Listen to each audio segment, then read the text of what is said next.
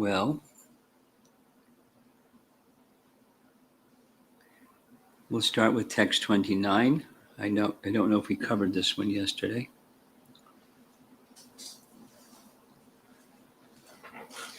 Chapter 6 of part 2, Abhishta Labha, the attainment of all desires. In this way I moved here and there, anxiously questioning each person I met, and as I made my way forward, I came to the pasturing grounds of the cowherds. I think we read that. The commentary, the anxiety Gopakumar felt upon his arrival in Goloka was actually a symptom of dainya, or transcendental, unconditional humility. That is the most important prerequisite for gaining eternal residence in Goloka. We read that, but it's worth reading it again. It's a good anxiety. Transcendental, unconditional humility is the most important prerequisite for gaining eternal residence in Goloka. Text 30. Looking around in all directions, I spotted in the distance a town adorned with the essence of all sweetness. What would that look like? Adorned with the essence of all sweetness. Commentary. The other realms Gopakumar had visited in the material and spiritual worlds were each great in their own way, but none of them, not even Vaikuntha, was as attractive as this, adorned with the essence of all sweetness. Sara. Paripakena. Madhuri Sara Paripakena. Text 31. On one side of that town, all about, I heard wonderful songs sung by cowherd women and the charming sound of the churning of butter and the jingling of bangles. Commentary. Nowhere had Gopakumar ever heard such wonderful songs. Even though he was a liberated soul with no interest in material sense gratification, he was attracted by the jingling sound of these women's bangles, 32 through 34. Trying to subdue my agitated joy, I walked forward and came across a seated elderly gentleman, sobbing profusely, incessantly chanting, Krishna, Krishna. With some skillful effort, I made him speak, and I heard him say in a choked voice that this town belonged to Nanda, the king of the cowherds, Sri Krishna's father. As soon as I heard those words, I fainted, overcome with delight. One sentence commentary. From this verse, we can understand that Nanda Maharaj was officially the ruler of the district. Text 35. After a moment, that compassionate old man revived me, and I ran ahead and approached a gateway of the town and sat there in the gate. 36. And there I saw by the hundreds of thousands of and tens of millions all sorts of wonders. Unseen, unheard of, unimaginable by anyone of this world. And remember, they're in Braja. Commentary. About the amazing things he saw, Gopakumar cannot say much to someone like the Mathura Brahmana, who has not seen anything comparable, but being kindly disposed towards this disciple, Gopakumar will try to help him understand something. 37.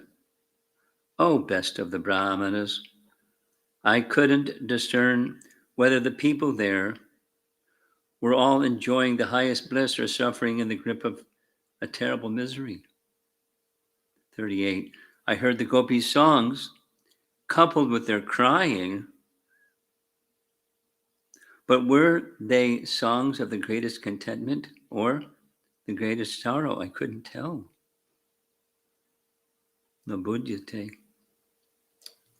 Commentary. The behavior of the Golokavasis arising as the culmination of their wonderful love for Krishna puzzled Gopakumar. Such exalted prema is beyond the understanding of all but a few most fortunate persons. 3940. A person seeing that place might think he was in the material world, but by carefully reflecting on whatever he had seen before, he would understand he was now somewhere else, above all material planets, all higher non-planetary regions, and all the transcendental realms of the spiritual world. Commentary. Because Goloka in the spiritual sky and Mathura Mandala here on earth are non-different. At first, Gopakumar mistook one for the other. Reflecting back on his travels, however, he reconsidered. He had been to Vaikuntha, Ayodhya, and Dwaraka, and where he was now had all the signs of being even more exalted. Evidently, this place was greater than the 14 planetary systems of the material world, Lokanam, the outer coverings of the material universe, Alokanam, and the transcendental realms, spiritual realms of Vaikuntha, Lokati, Lokanam. His present location, therefore, must be above all others. 41. Then an elderly lady came by. I bowed down to her and asked in a plaintive voice where Sri Nandanandana was playing today. Nice question. Commentary. Gopakumar was still sitting inside the gateway of Nanda Maharaj's cowherd village. 42. The elderly lady said, quote, this morning, that giver of life to us Brajabasis went into the dense forest to play with his cows and friends and his respected elder brother. Later at dusk, he will return. Commentary. This old gopi anticipates that when Krishna returns home, Samayasyati,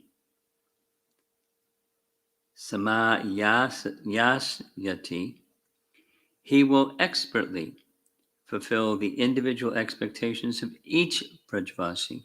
Quote, and if he doesn't come home on time, she further implies, we will all die from disappointment.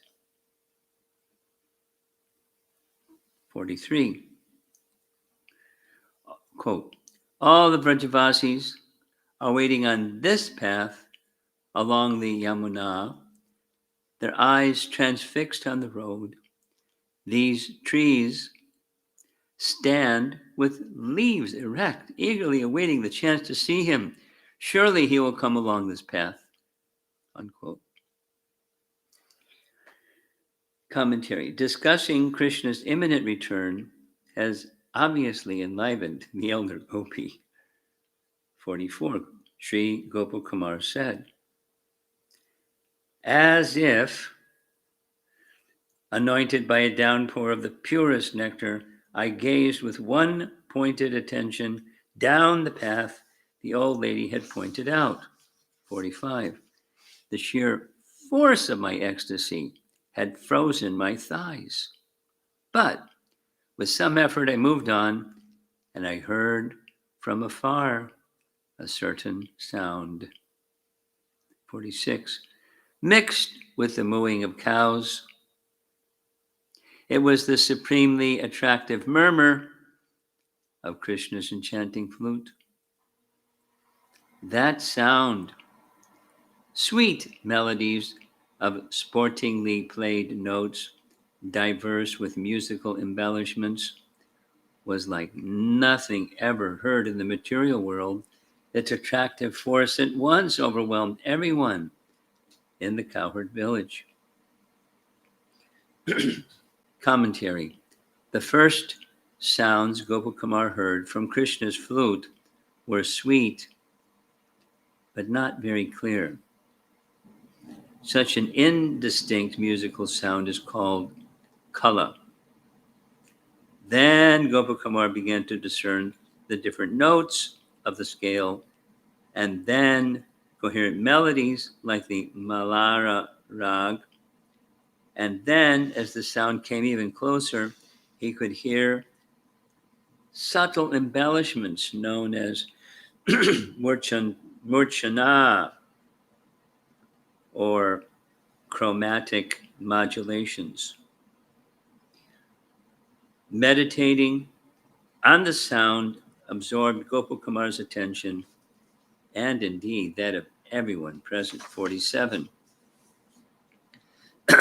By the power of that sound, sap flowed in a downpour from the long rows of trees. A flood of tears fell from each of the eyes, from the eyes of every embodied being in the village of the cowherds. A shower of milk rained from the breasts of all of Krishna's mothers, even the elderly, and the rapid currents of the Yamuna suddenly stood still.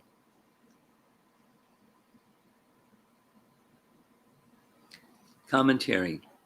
As the living beings in the forest had all enjoyed the association of Krishna during the day, now in the evening everyone who lived in the village delighted in seeing him again.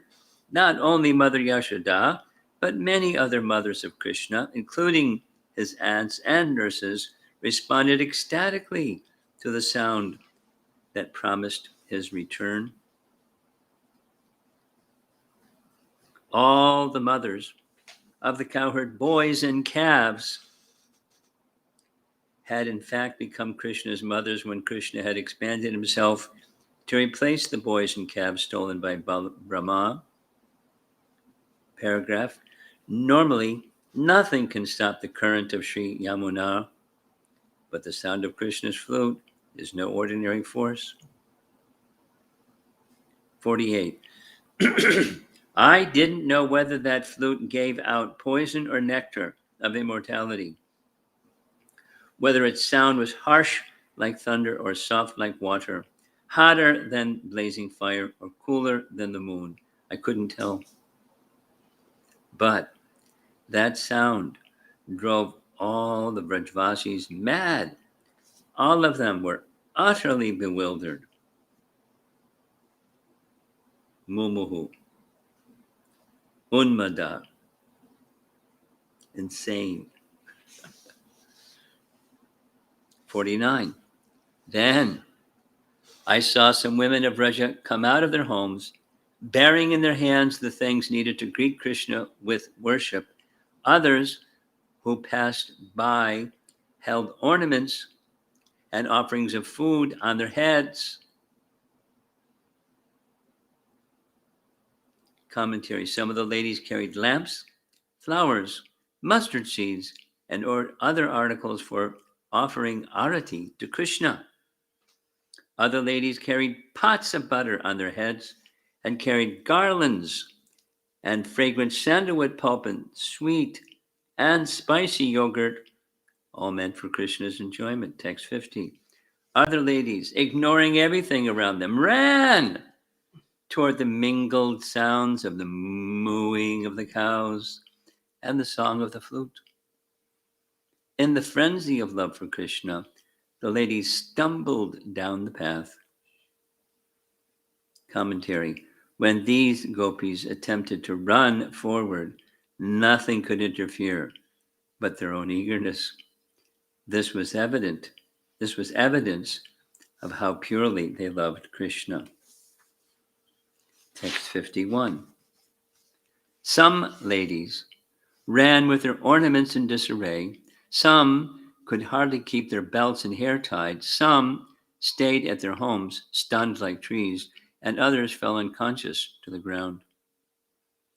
52. Some of the women who had fainted, their faces wet with tears and saliva, were carried forward by their girlfriends. Other ladies, pained by the urges of their love for Krishna, went ahead, pressed on by their friends. Come, see him. Commentary. The gopis had no need to specify to one another who the object of their attraction was. They simply referred to Krishna as Tam Etam, him, or this person. Without any explicit description, they all knew whom they were talking about. Krishna, the Lord of their life. 53.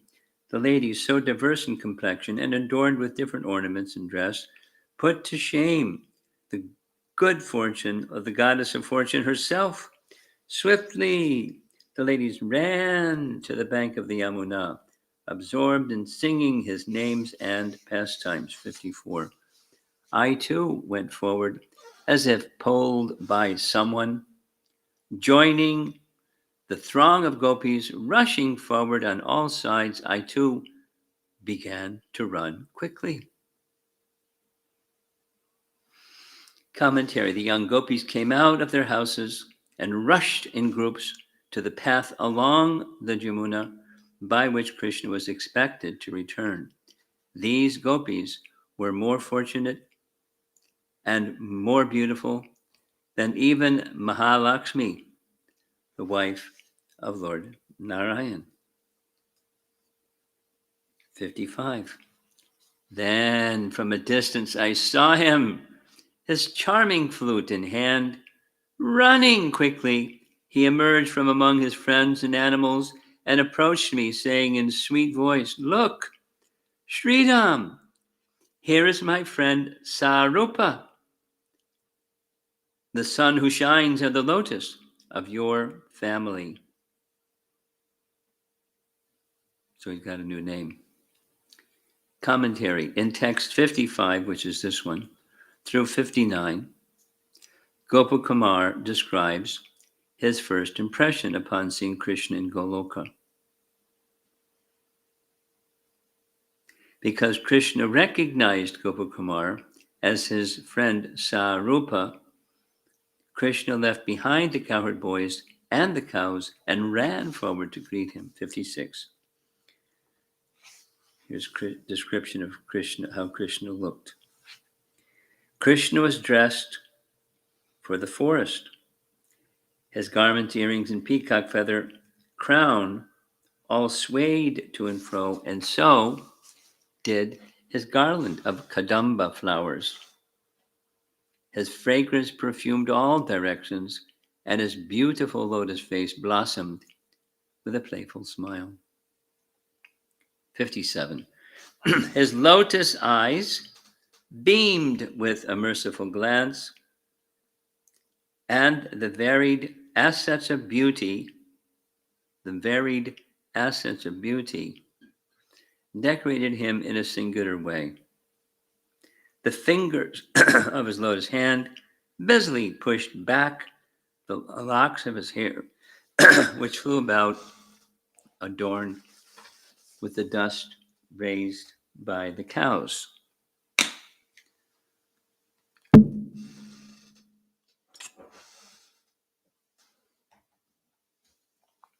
"58.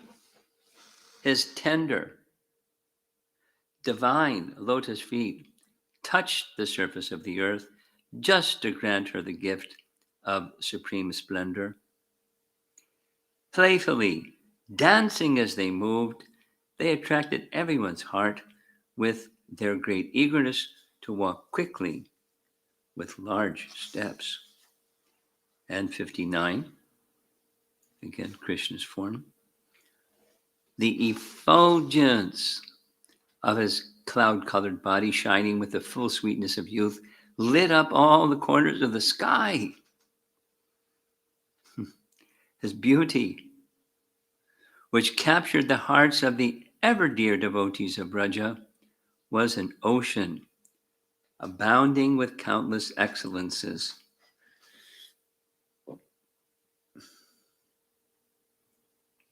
Commentary. Unable to express much more about the beauty of Krishna's body, which glowed like a new rain cloud, Gopakumar sums up Krishna's beauty by describing it as an ocean of excellences. As an ocean is constant and unfathomably deep, so are all of Krishna's personal qualities.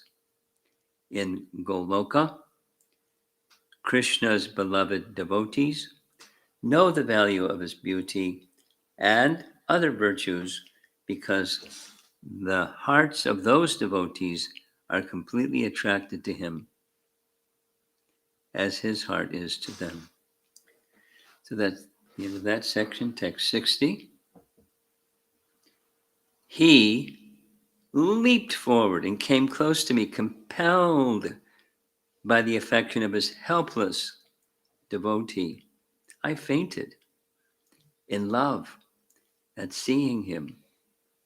He caught hold of me by the neck and suddenly he too fell to the ground.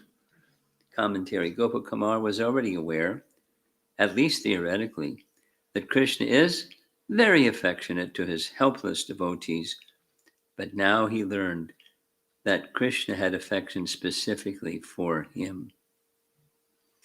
Merely seeing Krishna was enough to utterly enchant Gopakumar, but this new discovery pushed him toward the limit of ecstasy, toward the limit. 61.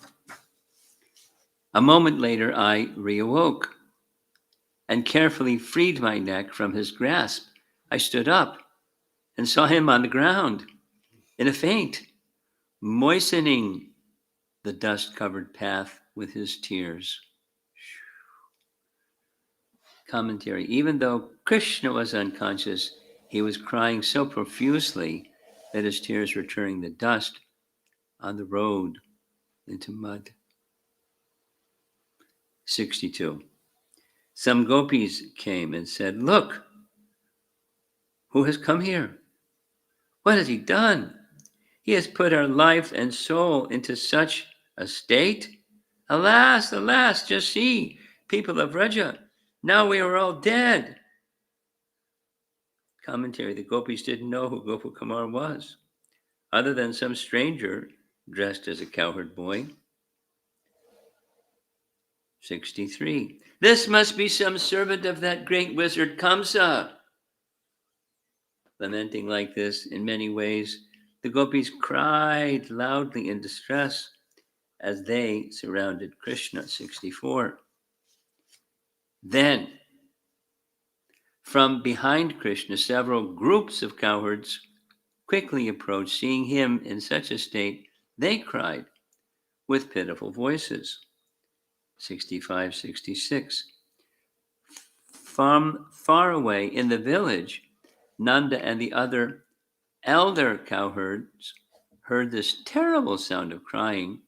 So too did Yashoda, ever affectionate to her son, and so did the other elder ladies and the maidservants together. They all ran to that place, their feet stumbling on the path, bewildered. They too cried, "Alas, alas, ha, ha." 67. Then the cows and bulls and calves came there, and the black deer. What does it say for black deer? Krishna Sara and Vatsa, the calves, came there, and seeing Krishna in that state, they wept in agony. 68. The animals, all crying out of love, their faces drenched with floods of tears, approached Krishna one by one and gently smelled and licked him again and again. Commentary. The men, women, and animals all spontaneously reacted so desperately because Krishna was the exclusive center of their existence. 69. Great numbers of birds flying overhead told also of their misery by making tumultuous noise that sounded like people crying. Commentary. The birds roaming in the sky could not discern exactly what was going on below, but they responded sympathetically nonetheless. Text 70. And the immobile creatures, in great pain within, seemed suddenly to dry up. What more is there to say? All beings, moving and non-moving, were on the verge of death. 71. As for me, I was drowning in a vast ocean of sorrow. Here we go again, this sorrow word.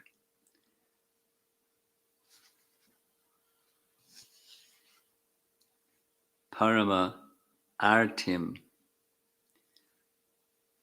most severe torment. Parama artim. Shoka. There we go. Sorrow.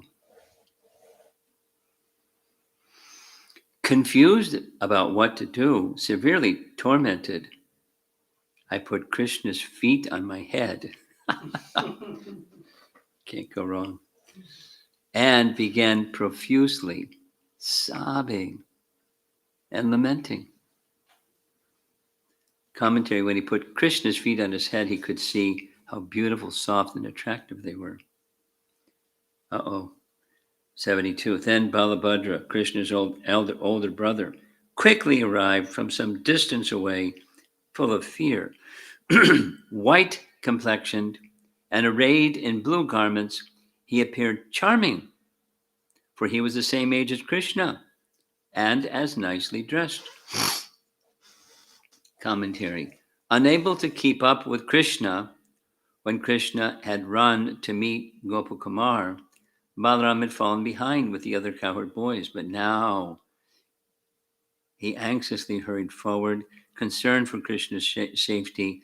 Gopakumar saw that Balaram was of the same Kishora age as Nandanandana, but differed from him in being white, like the fibers of a lotus stem, and being dressed in blue. 73. Lord Balabhadra, that most skillful person, cried for a moment, but then seemed to regain his composure and looked all around with great care and attention. He made me hold his younger brother by the neck with my arms. Commentary. At first, Balaram cried in distress to see Krishna in such a condition, but he quickly gathered his wits and looked all around to find out what had made Krishna faint. 74. He wiped Krishna's beautiful limbs clean with my hand and made me loudly call out to him with many plaintive cries. Then he made me lift Krishna up from the ground. Suddenly Krishna opened his eyes, sealed till then by a flood of tears. Seeing me, he joyfully embraced and kissed me. But then he looked around and became embarrassed. Commentary. Krishna had become helplessly bewildered by love for his friend, and he was embarrassed by the thought that from his tearful reaction to Gopakumar's arrival, everyone could see this. 76. The best of lords took my hand in his own left lotus hand, and received me as a long-lost bosom friend. He asked me various questions. Then he greeted all the people of Vraja and entered the best of the cowherd villages with the gait of an elephant. Commentary. Krishna's closest friends are as dear to him as life itself. Holding Gopalkumar's hand, Krishna welcomed him with such questions as, "Dear friend, are you healthy and happy?" Text 77. The forest animals were miserable because now they had to part from him. Unable to go anywhere without him, they simply stood at the entrance of the village, ready to spend their entire night there in the hope of seeing their Lord again the next morning. 78. The birds flew here and there, high over the village, to watch him, but when night came and they could no longer see him, they cried. They cried out as if weeping and flew away. Commentary: all the creatures in Goloka, including the jungle beasts and the birds, are fixed in unalloyed devotion to Krishna. 79. At the insistence of Nanda Maharaj, who was anxious with love for his sons, just after milking the cows, the two brothers went to their home. They went home at once, not even giving the cows proper attention. Commentary: Nanda Maharaj anxiously told Krishna, "My boy, you must be tired from so much wandering in the forest. Go home with your elder brother and take your bath. I will look after the cows. Please, don't delay any longer, or your mother will be unhappy and scold me. Please cooperate and go right now." Text 80. Mother Yashoda quickly came to meet the boys, her clothing and body wet with the milk flowing from her breasts and the tears that flooded from her eyes in love. Together with Rohini, she worshipped each limb of both brothers again and again. Commentary: the mothers of the two boys worshipped them by offering arati to all the parts of their bodies. 81. Yashoda performed arti to her son, Krishna, by caressing him with her own hair and affectionately embraced and kissed him. She couldn't decide whether she ought to keep him on her head, at her breast, or within her womb to protect him. And I think we'll end there. We're going to hear more about Sarup and his interaction with Nanda and Yasoda and everybody. Back home, back to Godhead.